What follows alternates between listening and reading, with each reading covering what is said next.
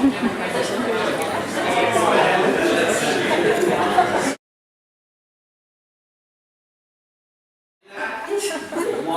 two, three. Good fucking design advice.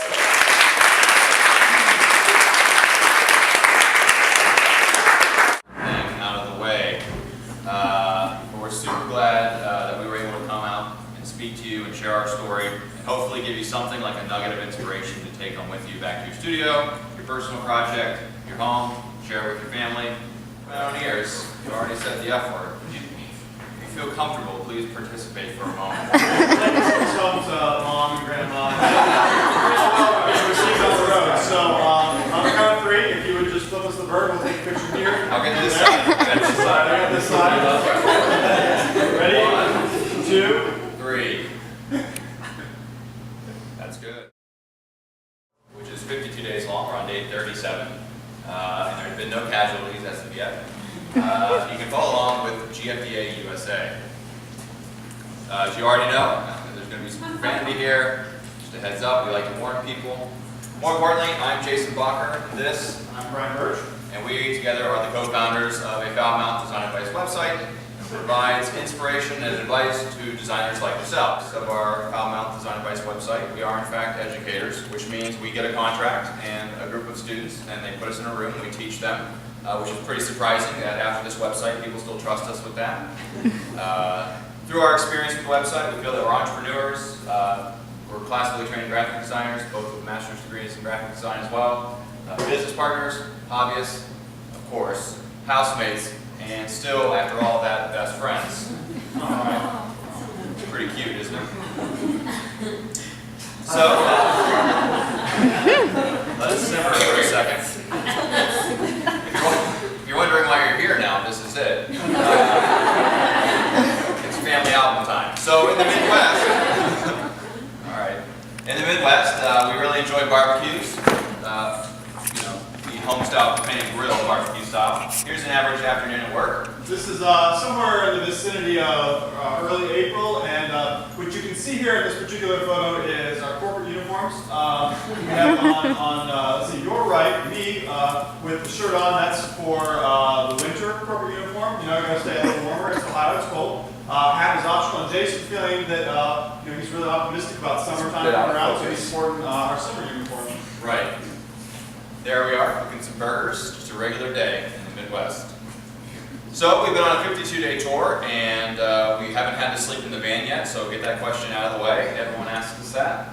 On our first stop in Indianapolis, somebody stole our gas cap after only being there for 30 minutes.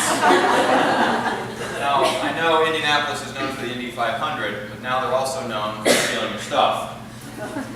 We were very surprised by this, but not long after that, we raced on over to the AutoZone, picked up this replacement part, right? The packaging was written in Spanish, and this was about the 10th gas cap that they tried on our car. And this happened to be the only one that was capable of plugging the large hole. So we went with it, right? No questions asked, $9, we're good to go. Which brings us to the third day of our tour, that's a lot better than the gasps and horror that most people give us, was this. So in Gary, Indiana, we pulled up to a gas station. It was a hot day, and to our surprise, the gas tank had been building pressure the entire afternoon. So when I unscrewed the gas cap, as I was talking to Brian, about 2 gallons of gasoline came out like a fire hose, soaked us from head to toe. So we were in a very shady gas station, and we had to actually change our clothes, everything head to toe soaked, underwear, shoes were all nice and squishy. It was a very entertaining time to start our tour. Yeah, I just kept thinking, please, nobody call my cell phone. I don't want to explode. So that takes us to our story, which really began quite a long time ago. This is the point whether you decide to leave or stick around and get comfortable. We're going to take you all the way back to September 14th, 2010, which was where we all began. We jammed them out, we took this family portrait, and we moved on to the next task. We said, you know what? We need to market this website to our most regional audience, the people closest to us.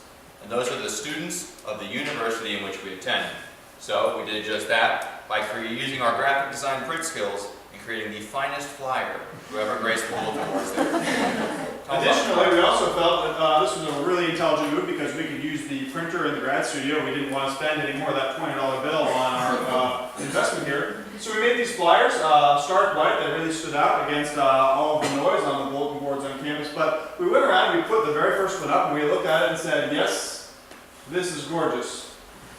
And we thought for a second and said, you know what?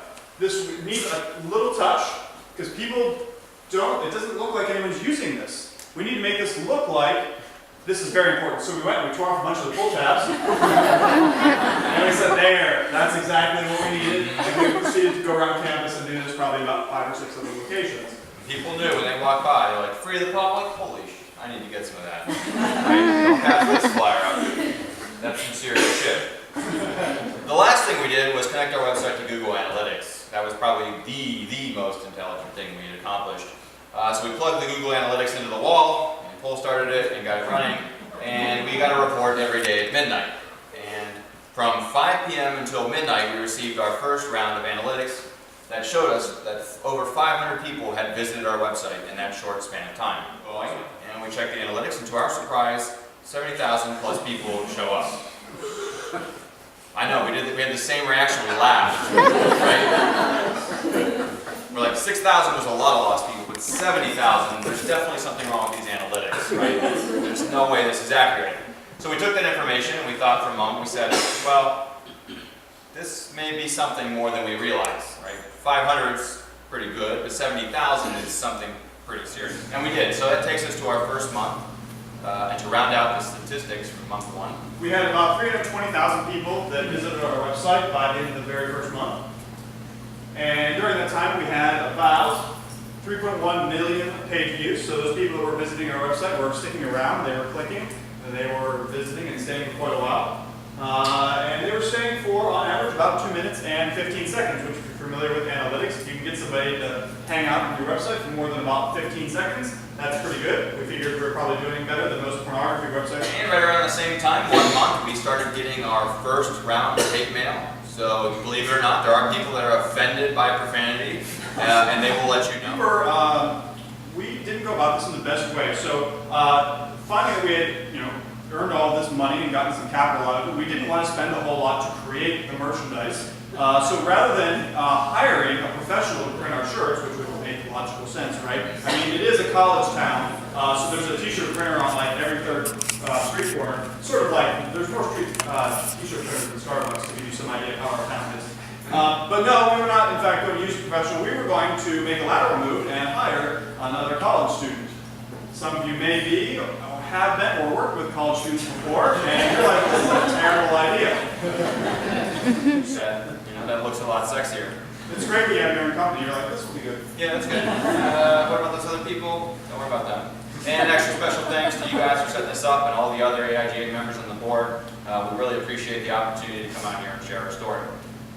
We have 2 last announcements. 1, we'll take questions, but also, what you don't know is the tour across the United States, all 52 days, are funded out of Brian and I's pocket, right? That's the only way we were able to make this happen. So, in return, we created merchandise for this venue, for all the venues, that we sell at the door. Now, if you're driving in a 1972 Dodge B300 Sportsman, you know that gas mileage is no greater than 12 miles per gallon. So we basically convert the money that is made on the crap out there into gas. Now, we don't do that personally, right? We buy the gas from gas stations where it's well made. The premium gas. Right. We have to get the 93 Super. That's how it happens. But if you want also, the van is parked right out front. Go outside and take a picture of it, or with it. In Seattle, a man took his shirt off and climbed on top. If you think you can raise that bar, I urge you to be my guest. But it's out there. Go out and enjoy it. That's what it's for. And that's pretty much it. So if you have any questions, we can bring the house lights up. Now we can see.